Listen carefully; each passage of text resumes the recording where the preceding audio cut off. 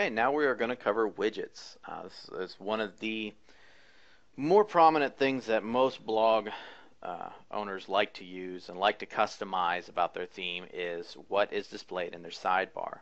Their sidebar is the little bar along the side that basically shows useful information that should or need to be accessed from any part of any page inside of your site. So different themes are going to have any number of sidebars available. Some will have one, some will have two, some will have as many as 14. So you're going to have a wide variety available depending upon the theme that you select. And we're going to go through each of these things one at a time. So the archives. The archives are basically exactly what they say they are. Archives will basically give you a list of month and year of all your old posts. So however many posts you have across however many months is going to show up in an archive list.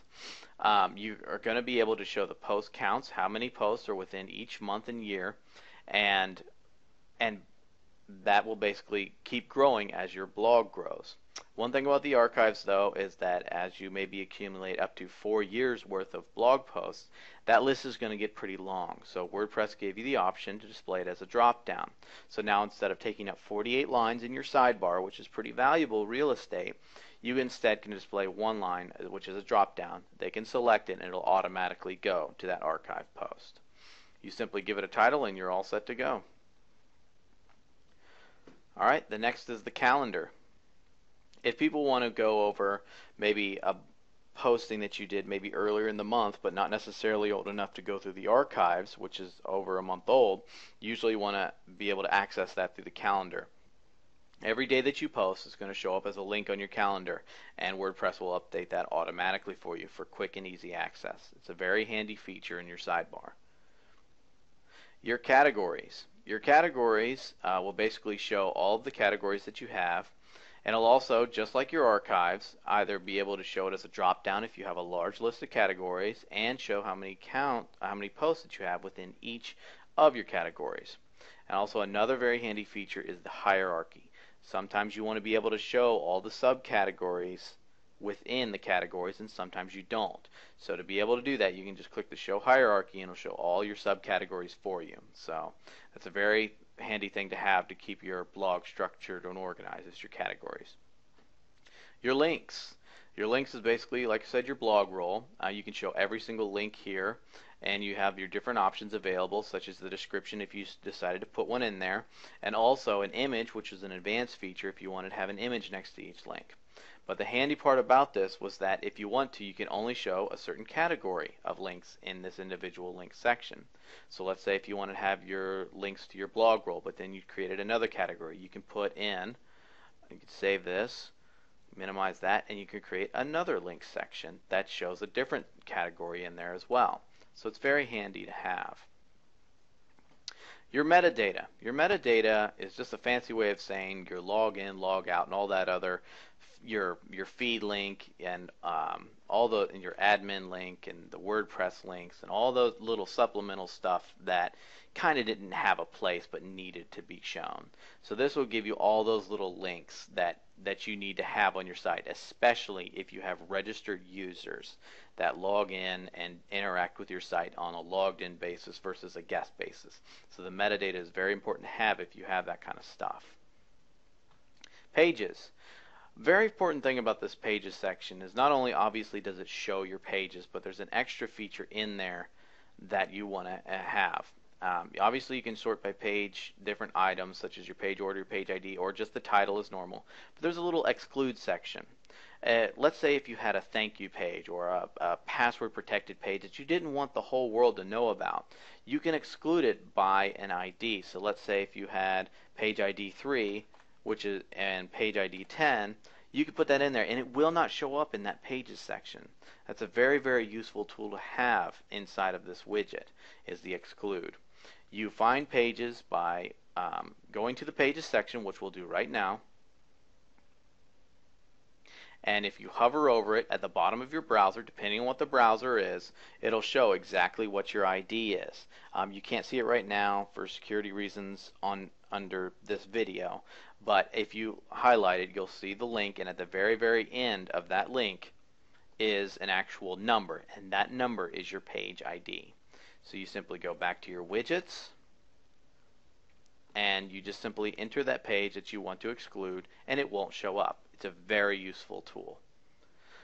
Recent comments and recent posts are pretty much the same thing. They're pretty self-explanatory. You can add anywhere between 1 and 15 comments for people to show, and that really helps your visitors engage in your conversation and see what the latest stuff is on your site. So recent comments and recent posts are actually pretty good to put into your sidebar for quick access. The tag cloud, just like I spoke of earlier, will just display your clouds in just a very hodgepodge and mashed together way of the different tags you have on your site, with the one exception. If anybody's ever seen a tag cloud before, they obviously know what I'm talking about. The more of a single word that you add as a tag inside of all of your posts, the more prominent it will be in your tag cloud. Basically, this gives users a quick access to some of the most frequently discussed about topics on your blog, and it displays them all in link form, and whenever they click on that individual keyword, it will automatically take them to a page that shows every post that pertains to that tag. So it's actually pretty handy to use if you want people quick access to common topics that are spread across multiple categories or spread across your blog.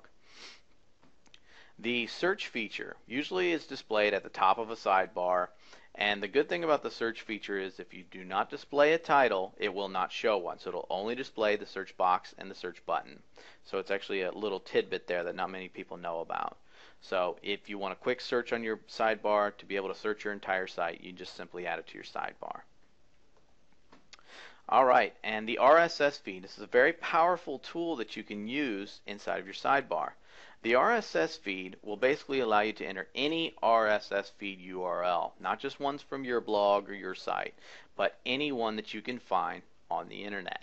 So if you have a blog that you enjoy reading, you talk about all the time, you can maybe put their feed in there. Or maybe if you have a certain feed from, let's say, a Google search or something along those lines, you can put that feed into here, and it will display the posts in your sidebar and the little feed items for your visitors and your guests and your registered users to get quick access to.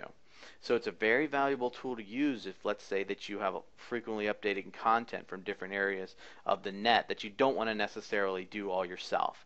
A good RSS feed in your sidebar will take care of that for you. And I saved one of the most commonly used, widely flexible, and one of the best widgets in the entire arsenal of widgets you have with WordPress for last. And that is your text. And this is basically a free-for-all, do anything you want, arbitrary text or HTML section. If you want to add a simple welcome comment, if you wanted to add latest news here, if you wanted to add AdSense code, if you wanted to add an opt-in code from, let's say, an autoresponder, you can add anything you want into this text box. We'll also go over things such as shortcodes later, but you can even add things along those lines as well. You can add just about anything into this text box and have it displayed upon your sidebar. It's a very, very, very powerful tool that's available because of how flexible it is. So, a couple other quick things I wanted to go over real quick is that you can add multiple of the same thing inside of your sidebar. Let's say if I had 3 different text things that I wanted to add, I can add them all into the same sidebar, which is a very handy tool. Also, let's say if you're working on something, let's say such as text or something along those lines, and you wanted to continue working on it, but you didn't want to necessarily show it on your sidebar just yet, you can keep it in the inactive widgets section. That will still save all the data that's inside of it, but it will not display it on your sidebar. So it's actually a pretty useful tool to have. And anytime you ever want to get rid of something in your sidebar, just simply drag it out and it'll go away. Same thing with the inactive widgets. You say, I don't actually want to add this to my sidebar, I want to get rid of it, just drag it out and it'll auto-update for you. You can also reorder your sidebar by simply dragging and dropping. There's no need to save, it saves everything automatically for you.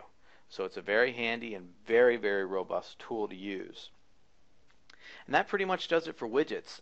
One other thing is that a lot of plugins will add widgets automatically to this section. So anytime you ever install a plugin, which we'll go over later, you'll want to come back and check this section to see if there's any useful widgets that have been added as a result of that plugin that you may want to display on your sidebar. Well, that pretty much does it for widgets. We'll see you in the next video.